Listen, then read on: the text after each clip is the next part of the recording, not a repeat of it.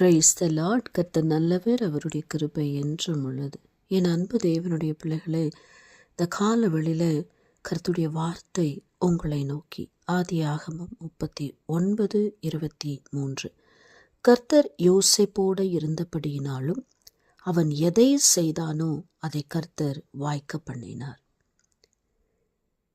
இந்த வாக்குத்தத்தம் யோசேப்புடைய வாழ்க்கையில மாத்திரம் நிறைவேறின காரியங்கள் இல்லை. இன்னைக்கு உங்களுடைய வாழ்க்கையில இந்த நாளில் கூட கர்த்தர் தமது வல்லமையான காரியங்களை செய்ய அவர் சித்தமுள்ளவராயிருக்கிறார். நீங்க எதெல்லாம் செய்றீங்களோ அதெல்லாம் ஆண்டவர் வாய்க்க பண்ணவும், அவர் சித்தத்தின்படி நீங்க கேட்கிற ஒரு காரியம் கூட நீங்க தோல்வி அடையாம அதை சுதந்தரிக்க கர்த்தர் உங்களுக்கு கிருபை செய்வார். கர்த்தர் யாரோடு கூட இருக்கிறாரோ அவங்க நிச்சயமாகவே காரிய சித்தி உடையவங்களா காணப்படுவாங்க. அவங்க எதை செய்ய நினைக்கிறாங்களோ செய்வதை எல்லாம் தேவனாகிய கர்த்தர் வாய்க்க பண்ண வல்லமையுடையவராகவும் இருப்பார். தேவனுடைய பிள்ளைகளே, யோசேப்பு சிறிய வயதிலிருந்து தேவ பக்தி உள்ள ஒரு பிள்ளையாய், கர்த்தருக்கு பயப்படுகிற பயம் அவரோட இருந்ததுனால தான் கர்த்தர் சொப்பனங்கள் மூலியமாய், தரிசனங்கள் மூலியமாய் யோசேப்போட பேசினார். கர்த்தர் யோசேப்போட இருப்பத முக்கியமா 3 பேர் தெளிவாக அறிந்து கொண்டாங்க. முதலாவது பார்த்தீங்கன்னா போத்திபார். கர்த்தர் அவனோட கூட இருக்கிறார் என்றும் அவன் செய்கிற யாவையும் கர்த்தர் வாய்க்க பண்ணுகிறார் என்றும் அவன் எஜமான் கண்டு. 2வது பாருங்க, யாரு யோசேப்போட கர்த்தர் இருக்கிறார் என்பதை அறிந்து கொண்டாங்கன்னு பார்த்தீங்கன்னா சிறைச்சாலை தலைவன். சிறையில வைக்கப்பட்ட எல்லாரையும் யோசேப்பின் கையில ஒப்பு கொடுத்தாங்க. யோசேப்பு எதை செய்தாரோ அதை கர்த்தர் வாய்க்க பண்ணினபடினாலதான் அவன் வசமாயிருந்த யாதொன்றையும் குறித்து சிறைச்சாலை தலைவன் விசாரிக்கவே இல்லைன்னு ஆதியாகமம் 39:22-23 நம்ம வாசிக்க முடியும். 3வது கவனிச்சு பார்த்தீங்கன்னா ஆதியாகமம் 49:38-41 பார்வோன் அவன் தன் ஊழியக்காரரை எல்லாரையும் நோக்கி, தேவ ஆவியை பெற்ற இந்த மனுஷனை போல வேறொருவன் உண்டோ என்றான். பின்னும் பார்வோன் யோசேப்பை நோக்கி, பார், எகிப்து தேசம் முழுமைக்கும் உன்னை அதிகாரியாக்கினேன் என்று சொன்னான்னு வசனம் வாசிக்கிறோம். தேவ பிள்ளைகளே, இன்றைக்கு உங்களுடைய வாழ்க்கையில ஏன் என்னுடைய காரியங்கள் மாத்திரம் தடைப்படுகிறது? ஏன் உயர்வு எனக்கு இல்லை? ஏன் நாங்கள் செய்யறதெல்லாம் நஷ்டமா போறது? எதை எடுத்தாலும் வாய்க்காம போயிட்டு இருக்குது. அங்கலாய்த்து வேதனையோட எல்லாம் தோல்வி. ஒரு நம்பிக்கையோடு கூட தான் ஒரு காரியத்தை செய்யணும்னு நினைக்கிறேன், ஆனா அந்த முடிவு நம்பிக்கையற்றதா இருக்கிறது என்று சொல்லி வேதனையோடு இருக்கிறீங்களா? கலக்கத்தோடு இருக்கிறீங்களா? சோர்ந்து போயிருக்கிறீங்களா? துக்கத்தோடு இருக்கிறீங்களா? என் வாழ்க்கை எதை நோக்கி பயணித்திருக்கிறது தெரியல, ஆனால் பயணிக்கிறேன். உயிரோட தான் இருக்கிறேன், ஆனால் ஒரு ஜடமாக தான் நான் வாழ்ந்துட்டுருக்கிறேன். எந்த ஒரு காரியத்திலையும் எனக்கு மன நிறைவில்லை. பொல்லாப்புகள் தான் அதிகமாக என்னை சூழ்ந்திருக்கு. வேதனைகள் தான் என்னை நெருக்கி இருக்கு. பாரத்தோடு தான், சுமையோடு இருக்கிறேன். எல்லா காரியங்களும் நான் பாரமாக சுமந்துட்டு இருக்கிறேன். எனக்கான ஒரு வழி இல்லை. நெருக்கத்தோடு இருக்கிறேன், ஒடுக்கப்பட்டு இருக்கிறேன், போராடி கொண்டிருக்கிறேன். உதவியற்ற நிலைமையில் இருக்கிற எனக்காக பரிந்து பேச, எனக்காக உதவி செய்ய, எனக்காக உண்மையா இருக்கிற ஒருவரை தேடிட்டு இருக்கிறேன். ஆனா யாருமே இல்லை.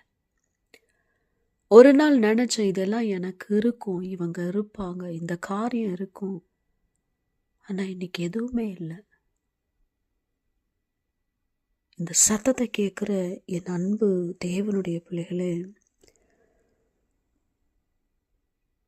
என் வாழ்க்கையில் ஏன் நடக்கலை நடக்கலை நடக்கலை நடக்கலைன்னு கேள்வியோட, குழப்பத்தோட, புலம்பலோட, அழுகையோட, கூக்குரலோட இருக்கிறோமே தவிர நம்மளை நாமளே ஆராய்ஞ்சு பார்த்துருக்குறோமா?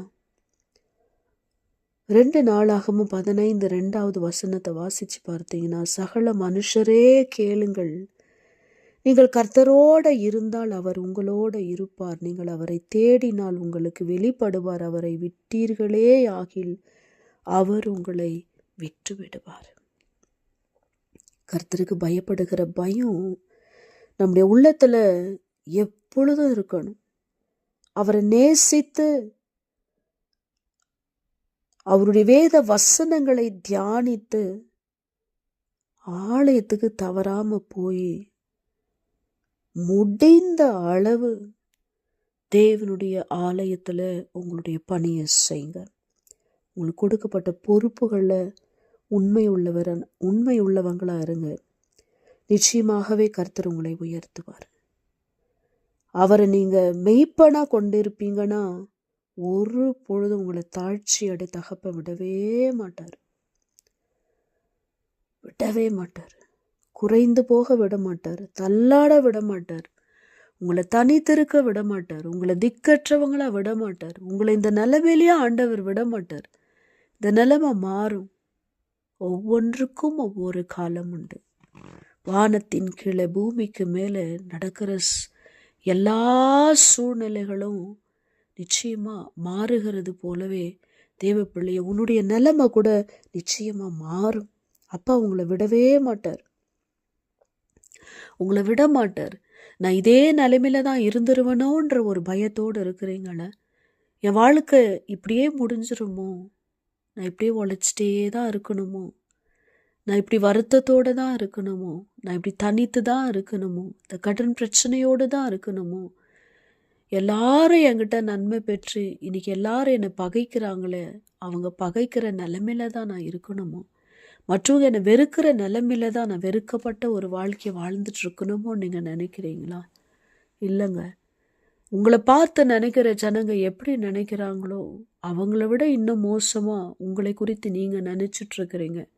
அவ்வளவுதான் ஒரு முடிவு எடுத்துட்டு இருக்கிறீங்களே. இதுக்கு மேலே என் வாழ்க்கையில் நன்மைகள் எப்போ நடக்க போகுது?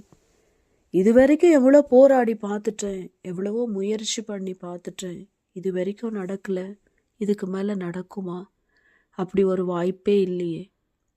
என் பலன் எல்லாம் குன்றி போயிடுச்சு, என் ஓட்டம் எல்லாம் அடங்கிடுச்சு, இதுக்கு மேலே ஓடி, இதுக்கு மேலே நான் உழைச்சி, இதுக்கு மேலே ஒரு காரியத்தையும் செய்ய என் சரீரத்தில் கூட எனக்கு பலன் இல்லை.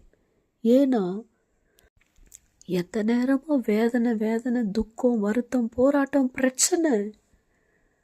வாழ்க்கையில் நிம்மதி இழந்துட்டேன், சமாதானத்தை இழந்துட்டேன், சந்தோஷத்தை இழந்துட்டேன். என் மேலே ஒரு நம்பிக்கை எப்பவுமே எனக்கு இருக்கும். ஆனால் இப்போ அந்த நம்பிக்கை கூட எனக்கு இல்லாமல் போயிடுச்சு. என்ன நடக்குதோ நடக்கட்டும், காலப்போக்கில் கடந்து போகலாம் என்கிற ஒரு மன பக்குவத்துக்குள்ளே நான் வந்து விட்டேன் என்கிற நிலைமையில் இருக்கிறீங்களா? நடக்கும்னு பார்த்து நடக்கலை. என்னதான் நடக்குதோ நடக்கட்டும், அது கூடவே பயணிச்சிருவோம். நடக்கிறப்போ பார்த்துக்கிடலாம். இனி மாற்றம் எதுவும் வரப்போகிறதில்ல. இதே நிலைமையில தான் போக போகிறோம். இதே நிலைமையில போனாலும் பரவாயில்ல நீங்கள் நினைக்கிறீங்களே, இதை விட மோசமான நிலைமை வேணாம், இதுலேயே கூட கடந்துடலாம் அப்படின்னு நினைக்கிறீங்க. இல்லை தெய்வ பிள்ளைய, இந்த நிலைமை இந்த காலவெளியில் மாறும். கர்த்தர் உங்கள் நிலைமையை மாற்ற வல்லமையுடையவராக இருக்கிறார். அவர் நிச்சயமாய் மாற்றுவார். கர்த்தர் யோசேப்போடு இருந்தபடினால அந்த யோசேப்பு செய்கிற எல்லா காரியத்தையும் கர்த்தர் வாய்க்க பண்ணினது போல உபாகமம் 28:14 சொல்லுகிறது, கர்த்தர் உங்களை வாலாக்காமல் தலையாக்குவார், நீங்கள் நிச்சயமாகவே கீழாகாமல் மேலாவீங்க.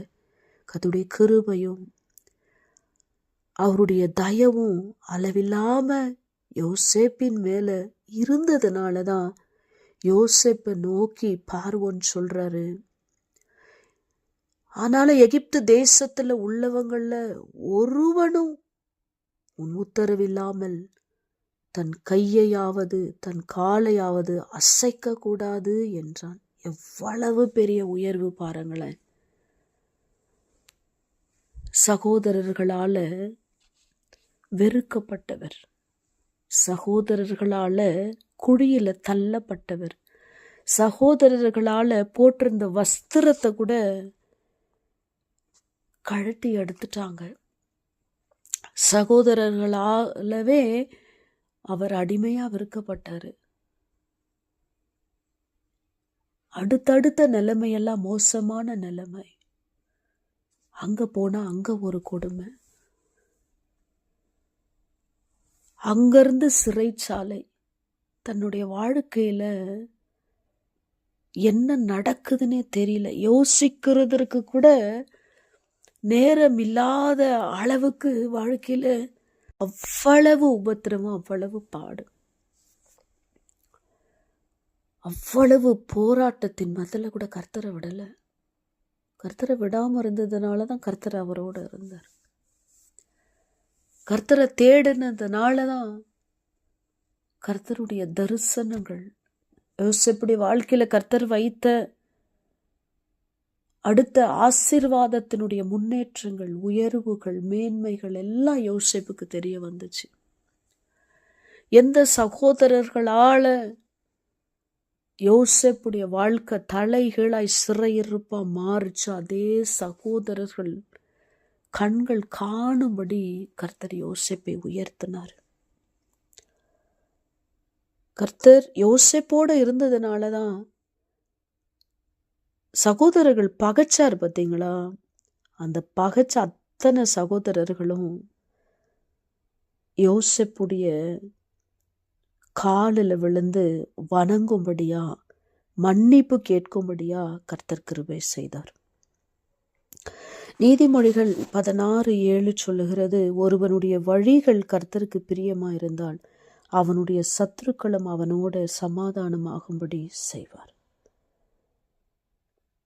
யாக்கோபு 4:8 சொல்லுது, தேவனிடத்தில் சேருங்கள், அப்பொழுது அவர் உங்களிடத்தில் சேருவார், உங்கள் இருதயங்களை பரிசுத்தமாக்குங்கள்.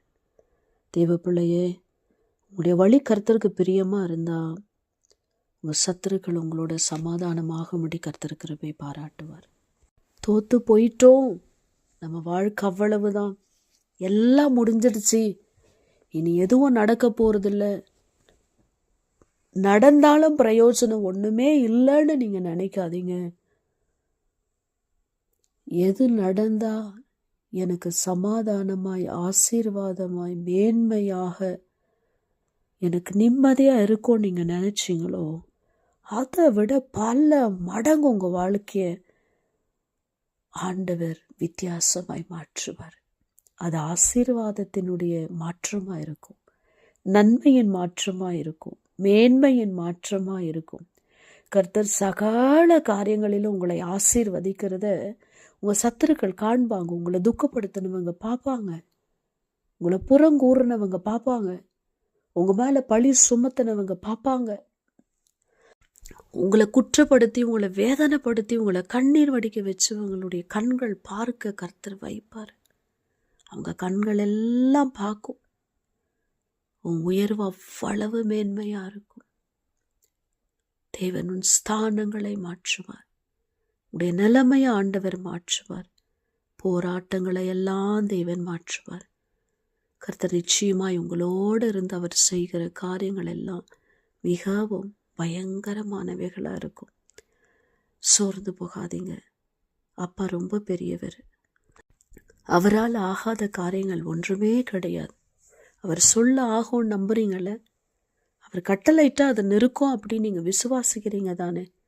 நம்பிக்கையோடும் விசுவாசத்தோடவும் காத்துருங்க. மனசை தளர விடாதீங்க. அப்போ பெரிய காரியங்களை செய்வார். May God bless you all.